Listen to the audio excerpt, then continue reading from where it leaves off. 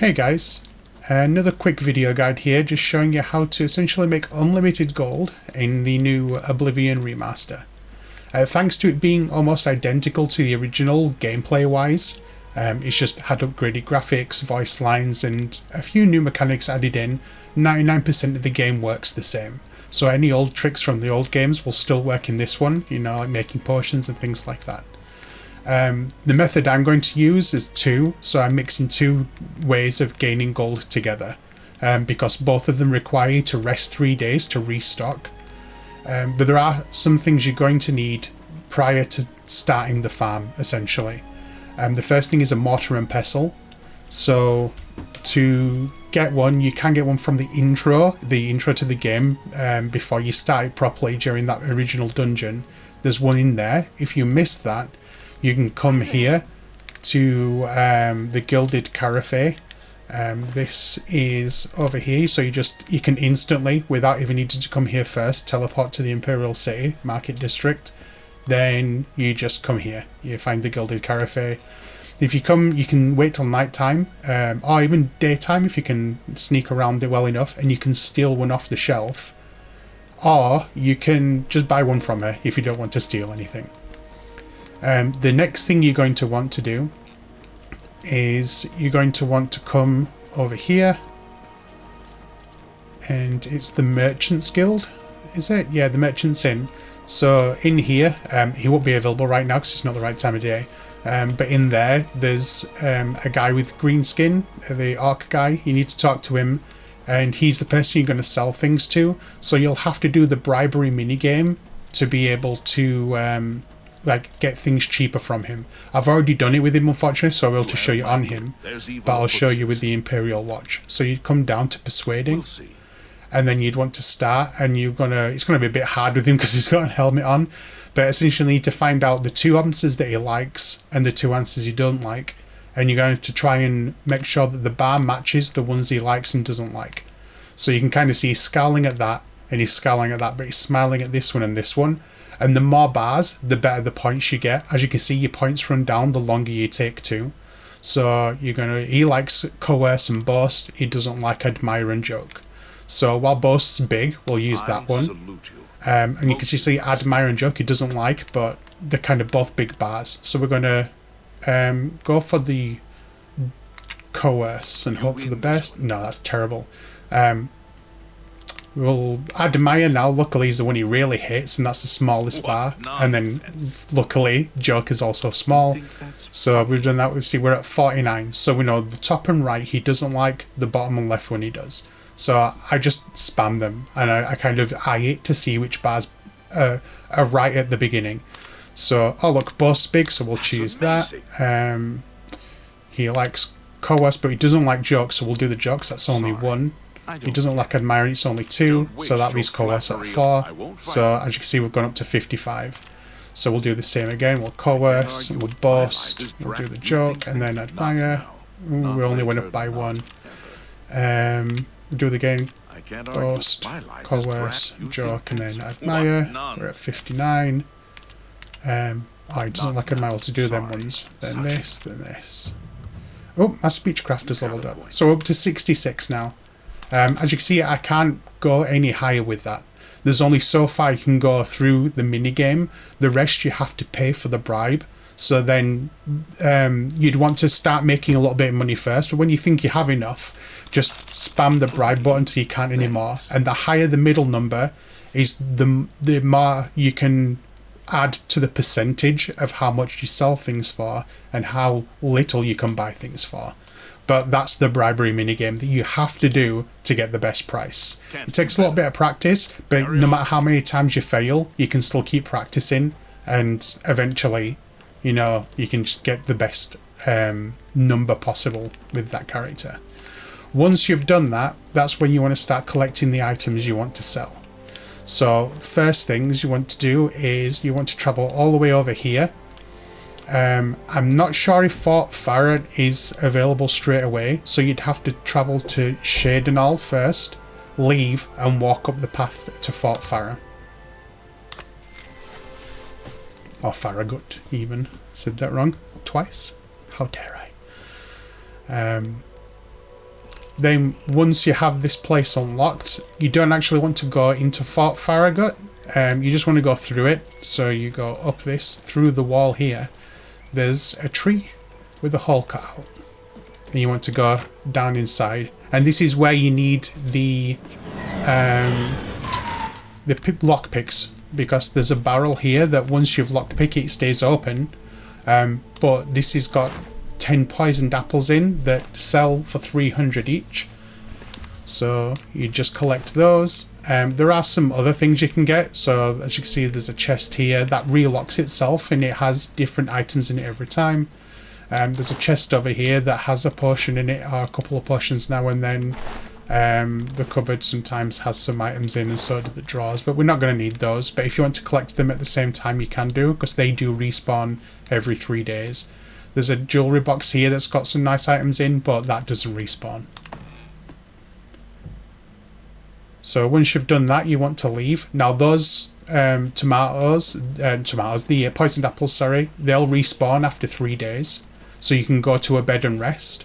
You don't want to spawn in rest in the same area, because if you do, it won't work. You need to leave. So what I like to do is I like to use the bed in the house. But once you've done this once, you'll have enough to buy the house for 2,000, which is on the waterfront.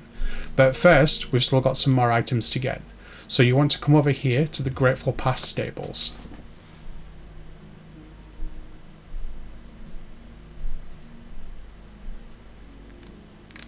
Now once you get here, you will see over here there's a whole ton, and I mean a ton, of grapes. And they're all free to collect. You're never going to get told off for collecting them. You just grab them all. I ain't going to grab them all because I grabbed them previous to starting the video to make it a bit faster. But there are 120 grapes to collect. There's batches of two bushes over there. There's patches of 4 here. And there's also a couple more of patches of 4 up there. And in total, it's 120 grapes. Once you've collected all these, you're going to want to come over to the Skingrad East Gate.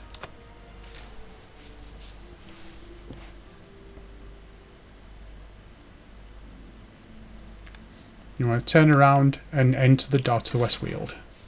Exit the door, should I say, to Westweald.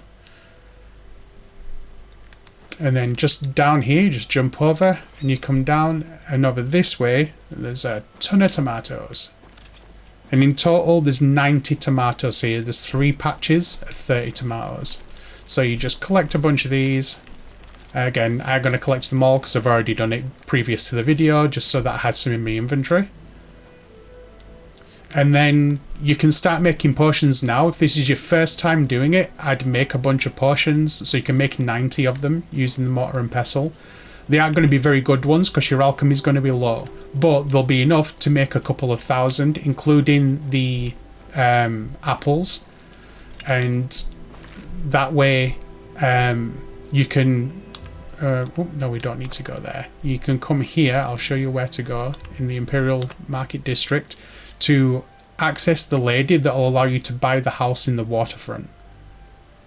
Now this is a lot of setting up, but you only have to do this bit once, and then the rest of it is just resting 3 days and then going and recollecting the items. But you want to come to... Nope, that's the wrong one. I went the wrong way. What I'm going to do is I'm just going to rest so that it's daytime. So if I rest 5 hours so that it's day, and that way all the vendors are going to be in the right places.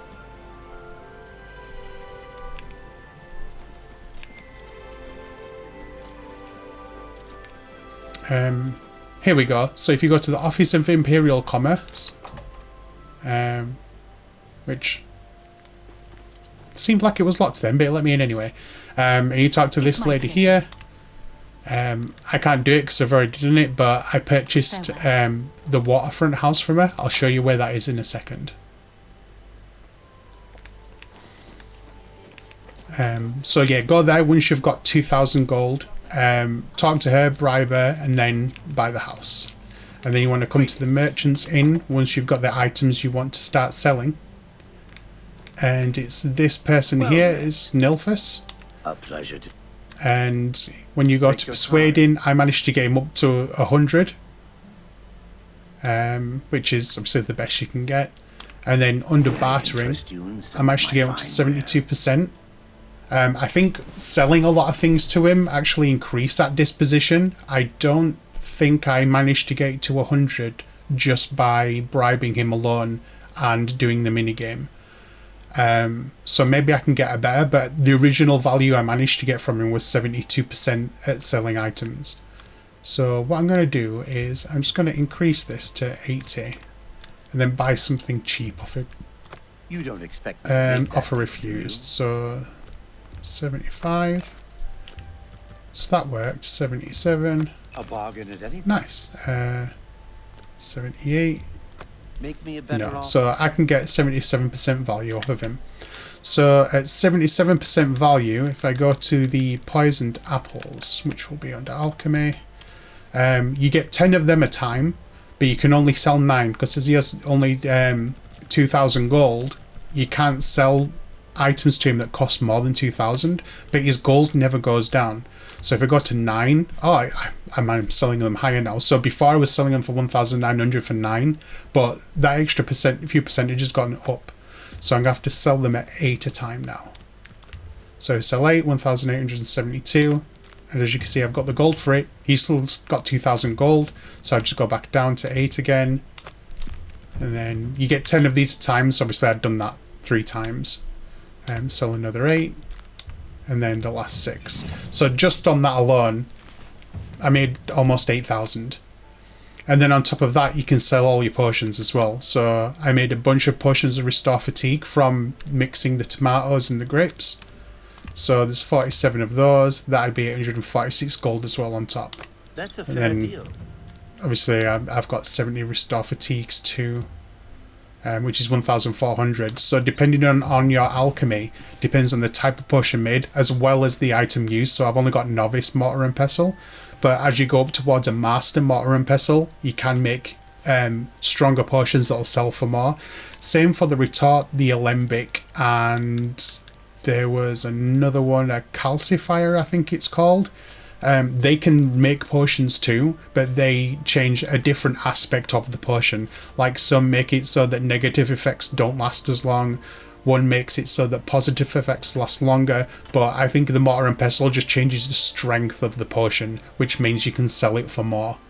So it's the Mortar and Pestle you want if it's gold you're after. But again, you just sell all the potions that you can sell, any that you make. Then you'd just go back to the beginning, farm more grapes and tomatoes, make more potions, and because you're getting the grapes and tomatoes free and the Mortar and Pestle, once you have it, it lasts forever. It's just free gold. It just takes a little bit of time to do, and then you'd have to go and rest. You too. So after we've made this gold, we do the resting part. So once you've got the waterfront house from that lady, you go to this Imperial City waterfront.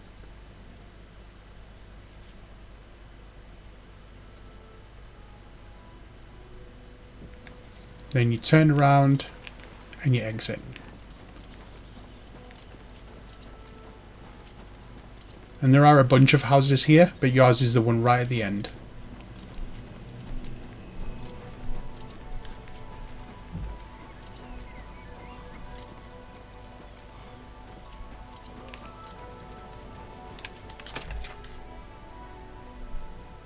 You can rest outside. You can rest anywhere. You don't need to use a bed to skip the 3 days. But I find that doing it here allows the other 3 locations to respawn easier. Because if you're near any of the other locations, there's a chance that the items won't respawn. You have to be sufficiently far enough away for the area to reload, essentially. Plus, by making potions, you do level up your alchemy. Running around obviously levels up your stamina and things. And if you've got enough points like I do, you can rest. And anytime you rest, you can level up afterwards. But essentially, you just do this. You rest for 24 hours 3 times.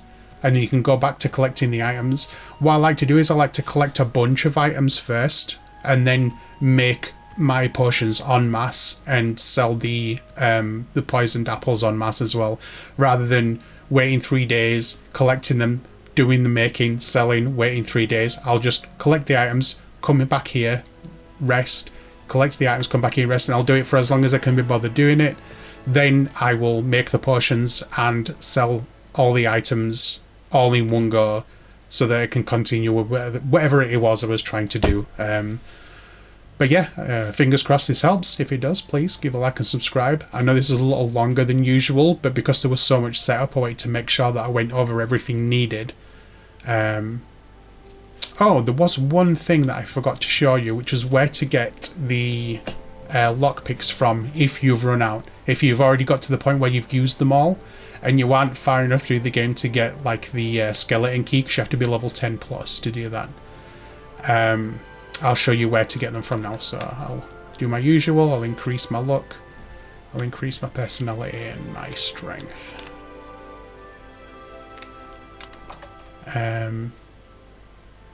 But yeah, there's a guy that hangs around outside the city walls.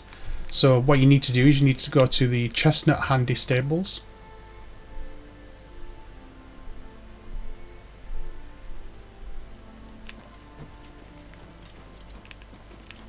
You just want to walk up the wall here. Well, not up the wall, but up to the wall and around it. I believe he's just up the hill.